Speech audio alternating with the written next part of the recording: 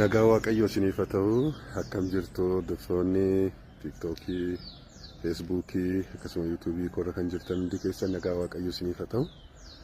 Har'a barii obboroodhaananii gara keessan dhufe sagalee tokkotu baay'ee natti tolee jennaani isaan isinii qooda jedheen sagalee kana immoo eenyutu naa qoodisiitan Paaster Tasfaayee Tafarraa Paasterii kootii baay'ee naman jaalladhu. Hedduu bilbilaan haasofnu sagalee dinqii tokko naa qoodee ani immoo san isiniif dabarsa jedhee sumani naan jedhe sana jireenya koo hamma malee jira miti nagaddee isiniin jechuun danda'a natti tole baay'ee yeroo hundumaa naman irraati sagalee Waaqayyoo irraa qooddadhu tuttuqee namani keessaatii hilmadhu keessaa bakka sagalee Waaqayyoo keessaa waraabbadhu jechuun Paaster Tasfaayee Tafarraa haasa'uu hin danda'u. Jaalalli isaaf qabullee ibsuu hin danda'u dhugaa dubbachuudha. Gooftaan umurii isaa naaf dheeressu. Isatu edaa waa'ee du'aa Yesuus Kiristoosii waa'ee du'uusaaf du'aa ka'uusaa kaaseetu haasaa mafiraadhumaa utuu haasofnu kaasee haasa'ee. Yesuus Kiristoos akkamitti akka inni nuu du'e Yesuus Kiristoos nuu du'e Yesuus Kiristoos nuu dhiphate gaafa jennu du'a akkamii akka inni ta'e gaafa inni kaasee haasa'u ani maraadhu na godhe egaa isinuma dinqadhee yaada namoota fuuraa warra taatanii du'a namaa wajjin tokko miti jedheetu haasaa ture. Innis maalidhaa gooftaan Yesuus Kiristoos gaafa nuu du'e waa tokko jedheeni Waaqayyo isa dhiisee du'a inni du'e du'a nama hundumaati. Abaarsa nama hundumaa, adabbii nama hundumaa ilaala kan amma nuun gaafa duunu kan ofii keenyaa duuna. Inni garuu kan nama hundumaatu sassaabameetu irra tuulamee kan nama hundumaa ganaa namoota dhalatan. Yoo hin dhufin ture ta'e waggaa miliyoona tokko jenereeshinii meeqatu jira amma waggaa miliyoona tokko yoo ture inni fakkeenyaaf utuu hin dhufin. Du'a namoota kana hundumaa adabbii isaanii kana hundumaadha kan inni adabamee dheetu haasaa ture. Na dhibe baay'ee. Isa duwwaa immoo miti Waaqayyo isa dhiisee Waaqayyo isa maana dhiiftee Waaqayyo jedhee. Inni lammataa wanti na dhibe immoo du'a Yesuus Kiristoos du'eef du'a keenya kan adda godhu nuyi gaafa duunu namni tokko maadenzejaa waraannatee gaafa dhanna isaa baqaqsanii fi fayyaatti gaafa baqaqsan tokko miti.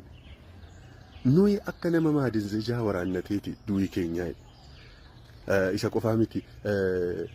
Ergamoonni faa Phaawulos faa du'a hin sodaannee Yesuus Kiristoos garuu dafqa dhiigaa roobse maaliifidhaa jennaani kanarrattidha jiru kan inni kaase.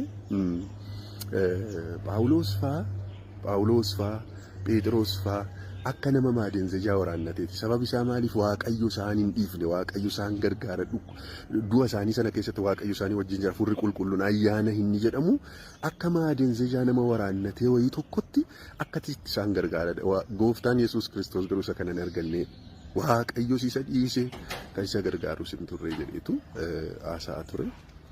Innaa kana kaaseetu dubbata ture waan nama baay'ee na dhibe. Baay'een ittiin eebbifame gooftaan Yesuus Kiristoos naa du'e lakkaa gaafa jennu waan salphaadhuma tokko nutti fakkaata. abaarsi nama hundumaa sarara ta'e.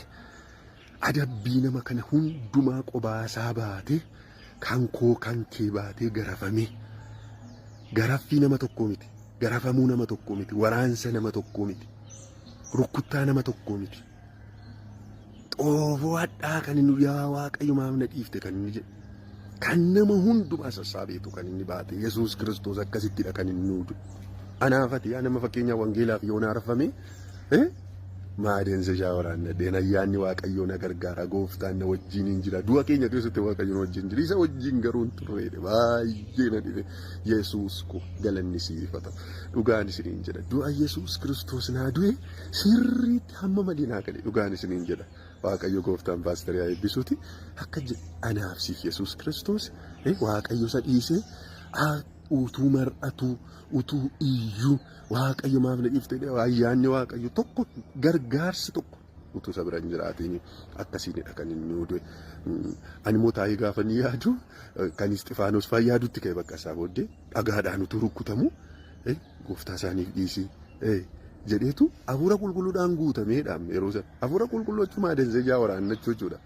Hafuura qulqulluudhaan guutamu jechuun sa'aatii sana maadeensa waraannachuu jechuudha. Isin ittiin dhagaama hafuurri qulqulluun isin gargaara jechuudha. Anaaf isiniif akkas nuu godhe gooftaan keenya Yesuus Kiristoos maqaan isaa kan eebbifame ta'anna kun yoo isin dinqee jedheetan anaan baay'ee na dinqe gooftaan koo Yesuus koo akkamitti akka inni naa du'e baay'ee naaf ife naaf karaa kanaa naaf ibsee Paaster Tasfaayin jechuudha. Isiniinis isin gargaara Yesuus Kiristoos du'a salphaanti kan inni sii du'e. Du'a salphaa sii du'e miti. Si'arra ati yoo duute salphaadha sii. Xiitii tokko namni tokko gaafa duutu utuutti hin dhagaamiin du'u. Yesuus Kiristoos akkasitti sii du'e miti. Yesuus Kiristoos ila maqaa tokko keenyaatu irra jira jedhee yaadan taa'ee gaafa yaadu erganni akkasitti naaf ibseeti. Maqaa tokko keenya ilaa kana baluuti kun immoo jedhe akkasiin kan tokko keenya Waaqayyo isa dhiise badiin hunda keenyaa irratti shashaabame.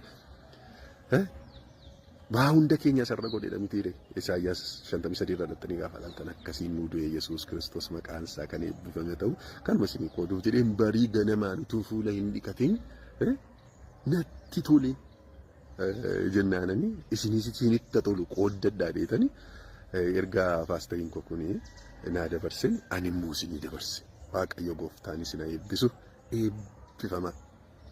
Dhugichi birmaduu sin baasa dhugichatti qabamaa jiraadha.